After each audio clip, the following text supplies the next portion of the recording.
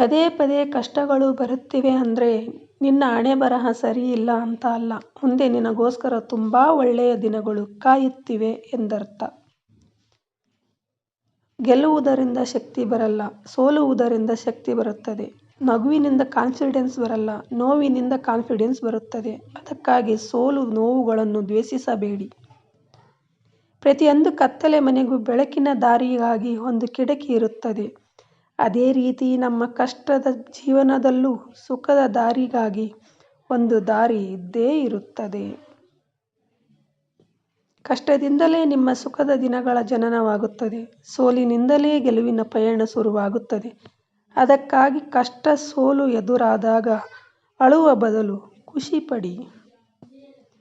ಒಳ್ಳೆಯ ಯೋಚನೆಗಳು ಒಳ್ಳೆಯ ಫಲಿತಾಂಶಗಳನ್ನು ಕೊಡುತ್ತವೆ. ಅದಕ್ಕಾಗಿ ಕೆಟ್ಟ ಸ್ಥಿತಿಯಲ್ಲಿದ್ದರೂ ಒಳ್ಳೆಯದನ್ನೇ ಯೋಚಿಸಿ. ನಿಮ್ಮಲ್ಲಿ ಕೆಲಸ ಮಾಡುವ ಇಚ್ಛೆ ಇದ್ದರೆ ನಿಮ್ಮೆಲ್ಲ ಕನಸುಗಳು ಖಂಡಿತ ನನಸಾಗುತ್ತವೆ. ಅದಕ್ಕಾಗಿ ಕೊರಗುವ ಬದಲು ಕೆಲಸ ಮಾಡಿ. ಜೀವನ ಅನ್ನೋದು ಸೋಲು ಗೆಲುವಿನ ಆಟ. ಗೆದ್ದವನಿಗೆ ಸೋಲಬಾರದೆಂಬ ಭಯ ಇದ್ದರೆ ಸೋತವನಿಗೆ ಗೆಲ್ಲಲೇಬೇಕೆಂಬ ಛಲವಿರುತ್ತದೆ.